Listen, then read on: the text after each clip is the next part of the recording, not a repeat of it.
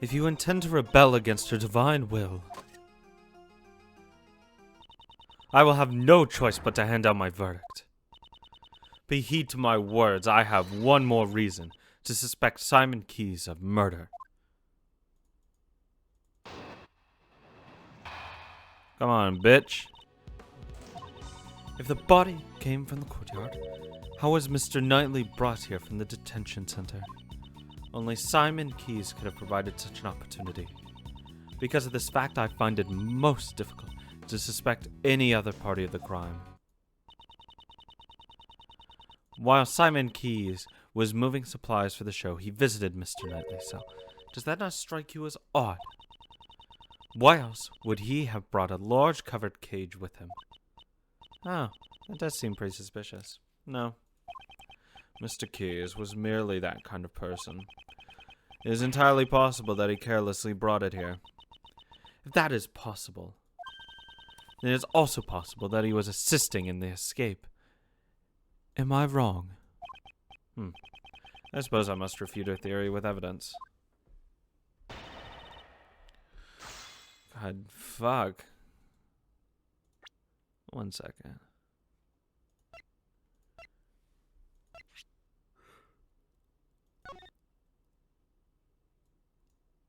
Yeah, you could have turned the courtyard power off. And the sensors.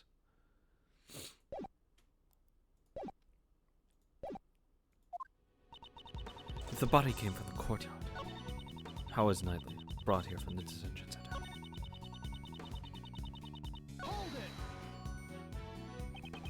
Are you certain that he was the only person who had opportunity? Have you forgotten? This is a prison. Due to the constant supervision, it would be impossible to do anything unusual. And wouldn't it be the same for Mr. Keyes? I think I used the switches there. The warden has shown favor to the Berry Pig Circus. Simon Keyes is a circus member. Miss Berry's apprentice, no less. It could only have been him. He was able to move about freely within the facility. Seems like you forgot to mention that. The word forget does not exist in my dictionary. Then it would be prudent for you to add this to our argument. Mr. Keyes may have been the only person who could have moved around freely in the prison. But on the day of the murder, there was a gap in time missing for the surveillance recordings. During that time, anyone could have done as they pleased. Do I prove this gap? Yeah. Inside the thing. Mr. Keyes wasn't the only one who had the opportunity. Who else could have had the opportunity? The timestamp on the security camera is off by 3 hours. This means there was a 3-hour gap in time. During that time, anyone could have done it. If that were the case, then the murderer would have created the gap intentionally. It would not have been a simple camera failure. Are you saying that is possible? Yeah, it's possible. If you had access to this. Dun dun dun dun dun. Throw it in her face. In this courtyard, we found a circuit breaker for the security camera, and it was possible to access the breaker room both before and after the murder. What? Unfortunately, it appears that you have fallen short of your intentions.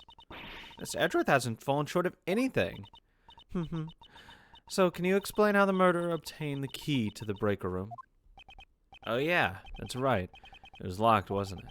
The warden hangs onto the key, right? The breaker room has great importance even in a prison. There's no one who would not be able to obtain the key that so easily.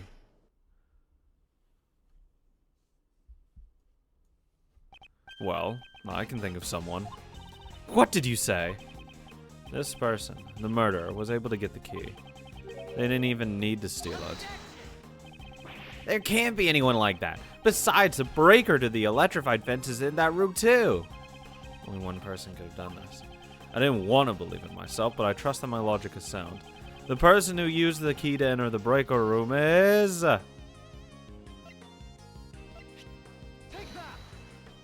37-year-old Patricia Rowland. The murderer is... Dun dun dun dun dun dun. Her! Warden Rowland. Oh my, what an energetic little puppy. What is her profile? Yeah, actually, never checked it. That's because this dog is extremely fond of sweets. It seems to detect a sweet scent on you. Oh, heavens no. I'm not even wearing perfume or anything of the sort. That dog detects is the sweet scent of death. How poetic. However, does that not imply that I committed a murder? That's what I think. What? The warden is the murderer? Mr. Edgeworth, are you serious about your statement?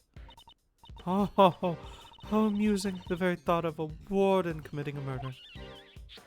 Ew, please stop. It sounds like something out of a mystery novel. Precisely, your reasoning is in contempt. Nothing of the sort, I did not want to believe it myself, but based on the evidence, I have no choice but to believe it.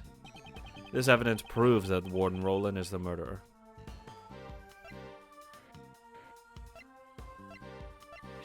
Well, it could be this as well. Like, this has been confiscated, so she actually had that bell on her. But this proves it was her. But I don't know if they want, like, back-to-back evidence. Fuck. It's either one of these. God damn it. That doesn't even have anything to do with me. It literally does. Nestle's reaction to Warden Roland earlier. What was the cause of it? I need to let that guide me to the answer. I suppose your accusations was nothing more than a joke. Import his echo.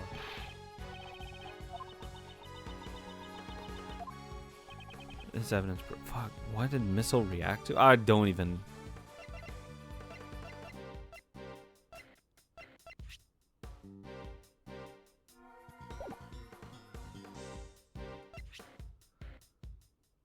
Fuck.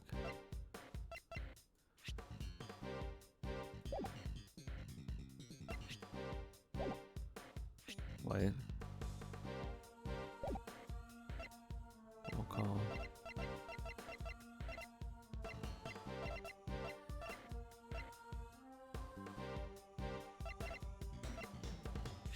Chisel? No. Probably not.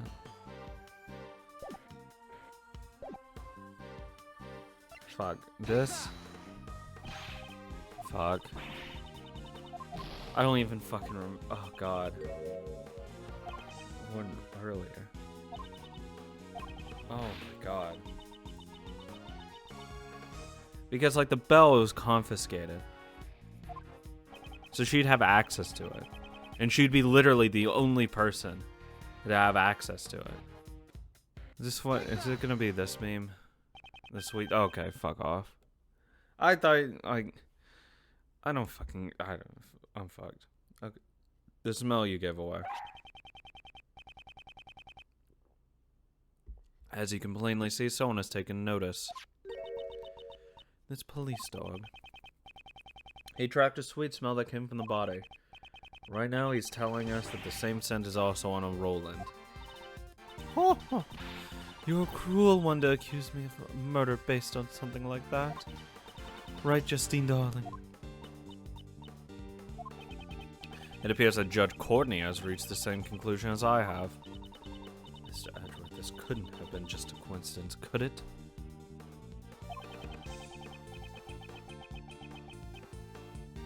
The key to the breaker room and the same scent on the body. If it were only one, it could have been seen as such.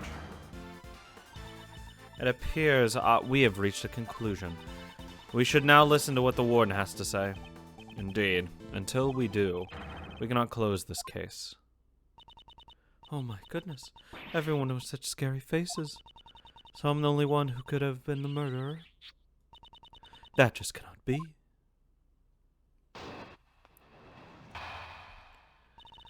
Why can't I be the... I heard all about the case from Justine Darling here.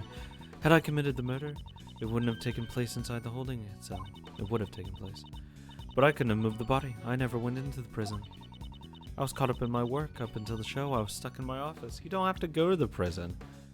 The office connects to the holding area. Check up on it if you like. You'll find there's no record of me entering the prison. I don't know what reasoning you had, but for sure, I cannot be the killer. But missile barked at you, pal. You gotta be the culprit. Oh, heavens, it's not possible. I already told you. I never went to the prison. If you think I'm lying, why don't you check the records? She wants us to check the records. She does seem confident. For now, all we can do is listen to her and try to draw out more information. I do hope you understand, Mr. Edgeworth.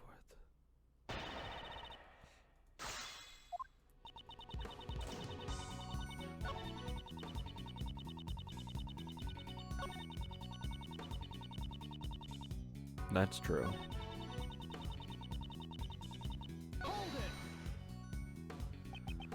You were in your office the whole time.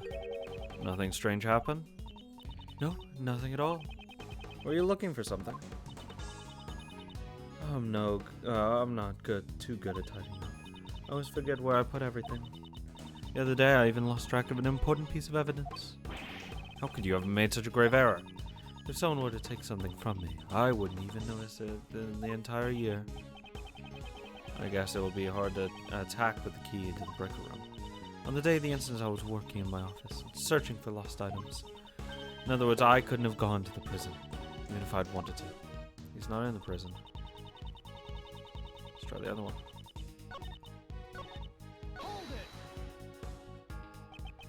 You never went into the prison? Do you have proof of this? My, can't you wait for me to finish? Do I have the layout? Oh, I do. Okay, I might just present this.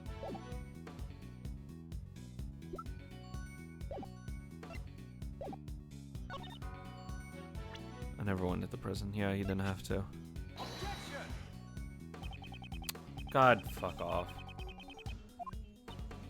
Like, it's implying that she has to go to the prison.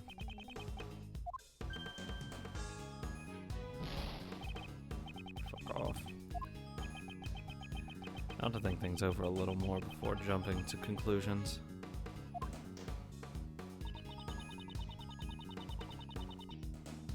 We know what that means.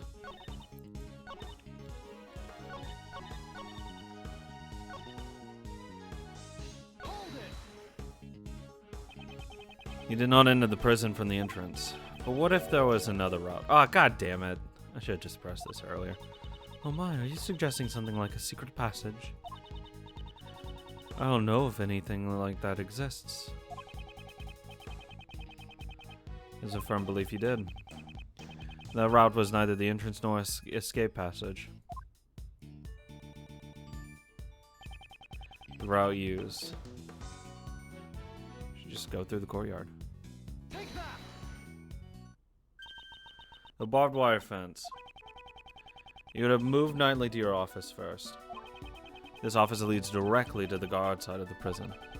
If you had moved through here and passed the barbed wire fence, you could have arrived at the prison without passing through the entrance or a tunnel. Oh, I wonder what Mr. Edgeworth is saying. Haven't you noticed? There's a high voltage current running through the fence that you can turn off.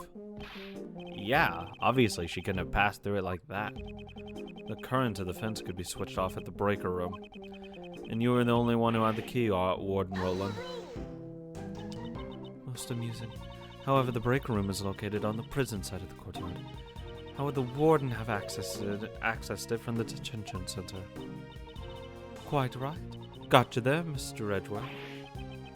That's If there's no record of her passing through the prison entrance, it would not have been possible for her to turn off the fence's breaker. But when Roland was the only one who had access. Don't let that faze you, Miles. But if I don't have a solution for this, she'll get away. Uncle Ray never said don't think, you know. It's not good to be so stubborn about it, that's all. No matter how you think about it, Warden Roland couldn't have done this alone. Well, I guess she had an accomplice. Prosecutor Edgeworth, if you have failed to come up with a new...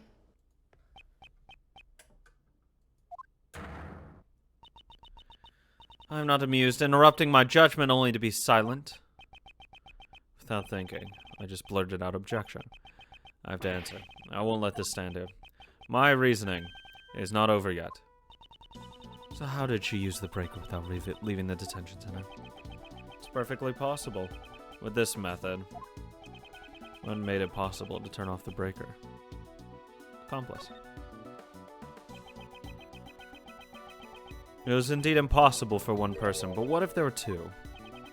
Exactly, just what I expected from you, Miles. Yes, you're an accomplice on the prison side. It also depends when she went into the prison. Because if it was just like, you know, from like 6 p.m. the day before, like she could have probably turned off the power there and just went through anyways. Enough. I am disappointed in you, Prosecutor Edgeworth. What's that, pal? You're making fun of Mr. Edgeworth? The inmates of this prison all wear bracelets. If they try and go where they please, I'll set off the alarm. That, except one. So you've noticed. This is a prison after all. Not only the prisoners, but the guards too, are under constant scrutiny. So why didn't anyone notice Elbert? The only ones allowed to move around freely are the animals. And they certainly could not have used the breaker. But it's still possible that a person did it. Excluding the inmates and the guards, just what kind of person would you say it was? We can't exclude the inmates and guards just yet. There's only one person, one whose movement was not restricted. This evidence shows that there was someone in the prison who could move around freely. Thank God he kept the bracelet.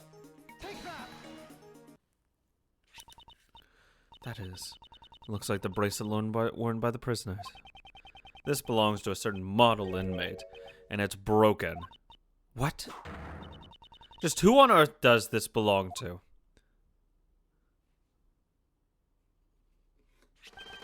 Frank saw it. The warden's favorite inmate. Looking bad there. Don't you think it's strange? He managed to keep this hidden while he moved around freely in his daily prison life? Golly, when you think about it, it shouldn't be possible. I'd hazard a guess that this was because he was a special case. Just like Ciaran Dogan in this special cell. The prosecutor's statement is mere conjecture. Maybe. You can find out by simply asking Sod himself. It is my firm belief that Mr. Sod and Warden Roland are partners in crime due to their collaboration on other route surfaces, the real route by which Knightley's body was moved to the prison. There were two obstacles that needed to be dealt with. The security camera in front of Knightley's cell, and the electrified fence in the courtyard. Both these problems could have been solved with a single stroke, by having Sod switch off the breakers in the breaker room. Mr. Edgeworth, could you wait one moment? Do you still intend to deny it, Warden Roland? I give in. I confess. Warden Roland! No, this cannot be! Yes, it's just as he said. Frank Sod and I were partners in crime. No way. You did it, Mr. Edgeworth. Well done, Miles. At last we had the real culprit cornered. Like Mr. Edgeworth said, Frankie operated the breaker. But we were not responsible for Knightley's murder. What? Warden Roland, whatever do you mean? Judge Courtney, would the goddess of law hear my confession? The goddess of law is merciful. She will absolve you. I was being threatened. That's why. I had no choice but to do as I was told. So who's threatening you? Ciaran Dogan. That assassin. Dogan? It's been going on since that man came to the prison. I will never forget that day.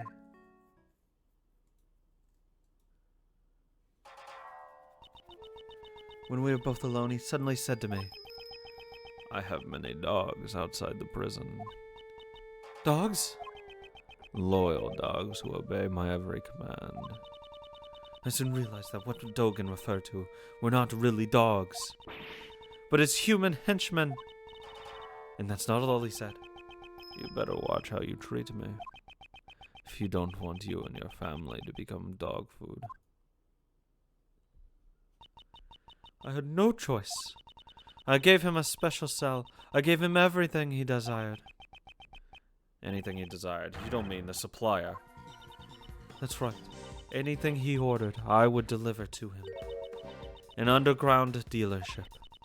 I was the one who won over Frankie.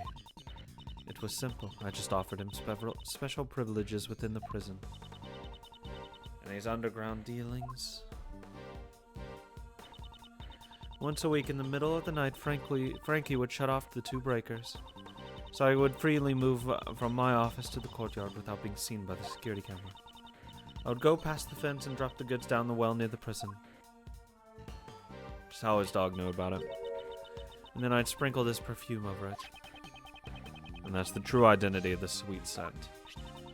The scent of perfume was a signal for Dogen's dog. After picking up the scent, we would carry the goods to Dogen. Of course, this had to be done while Elbert was away from his cell.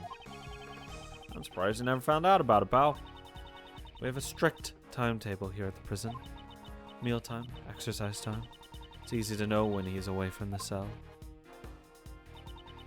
And since little Rocky is afraid of Dogen's dog, they didn't have to worry about him making noise. So having full knowledge of the prison's inner workings, she made the deliveries herself. This would have ensured there were no slip-ups. Frankie would turn the breakers back on in the early morning and the delivery was complete. I then modified the timestamp on the security camera. You've told us a great deal. The goddess of law accept your penitent confession. As the warden of the prison, how could I have done such foolish thing? The day Knightley was killed was also a delivery day.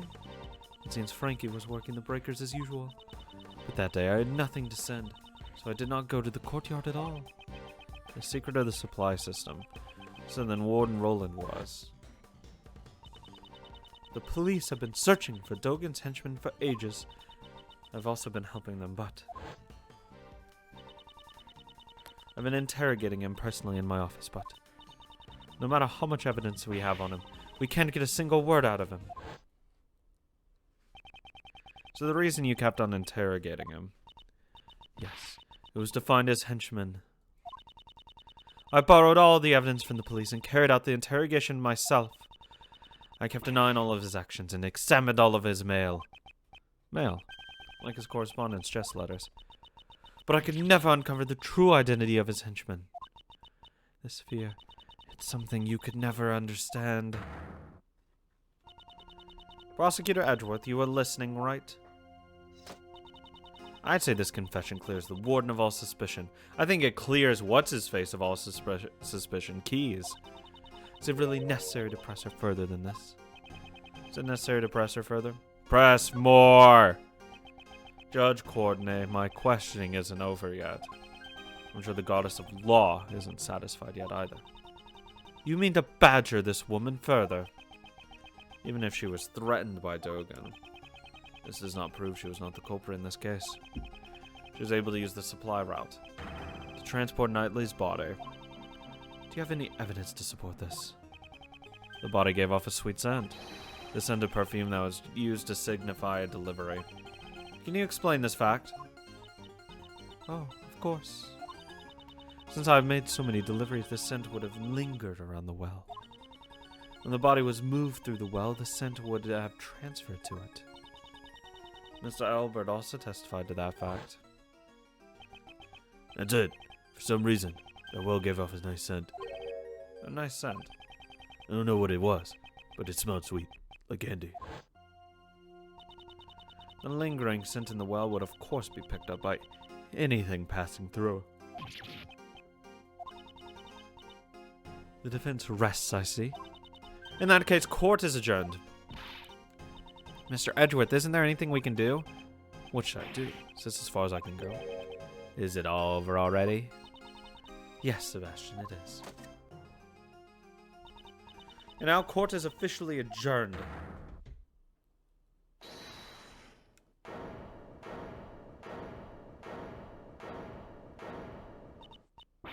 Who was that? A. It's not nice of you to adjourn things just like that, Courtney Pie. Mr. Shields. Are you objecting to the court objecting? Adjourning. Of course not. I ain't got no objection or anything like that. Go ahead and adjourn court. Do whatever you like. Hey, what are you doing, Mr. Shields? Whoa there. Calm down, Kay. You want some chocolate? Is this a joke? You'll have to excuse me. I just have one tiny request to make. As Simon Keyes' attorney. Ah, that's right. You're the defense attorney in charge of this case, aren't you? Exactly. You all forget it. That's so mean. You just left everything to Mr. Edgeworth and didn't do anything at all. Yeah, that's right. That's why I thought I'd do my job a bit. Do your job? That hardly sounds like you at all. It's to prepare for the trial. I'd like to ask the warden a few questions. Surely you jest. What more would you expect to hear from her? Well, Miss Warden, I'd like to hear your thoughts on the culprit. My thoughts? Uncle Ray believes that Simon is not the culprit. Seems that Miss Warden also suspects someone other than Simon. I'd like to hear you out. Mr. Edgeworth, what's Mr. Shields up to? He's trying to lure Warden Roland into testifying. Why was the supply route used to transport the body? I'd say it was to pin the crime on Dogan. I see. If he committed a murder here, he would be transferred to another prison, one with tighter security. And that would get rid of the troublemaker. Exactly. She wouldn't pass up a chance like that. Hey, hold on a sec. Culprit besides Simon? What do you mean? Simon was the one who was supposed to prosecute. Exactly. So wouldn't it be better if the best also listened to what she has to say? Amazing, Mr. Shields. You managed to drag Mr. DeBess into this too. Warden Roland, is this acceptable? Oh, it's fine. It's fine. You understand a woman's heart. Thank you, mademoiselle. Actually, I've thought this over. I'd like to tell you my thoughts. You'll let me speak one to you, Justine, darling? Of course. You may speak. Mr. Shields, awesome. That was close shave. Thank you, Mr. Shields. Nah, I'm still leaving the rest to you. Remember what I said? Defense attorney never gives up. The fate of our client rests on our shoulders after all. It'd be uncool if Uncle Ray didn't put that into practice. Now then, Miles, it's your turn to show you'll never give up. Right. Well then, will you listen to my story?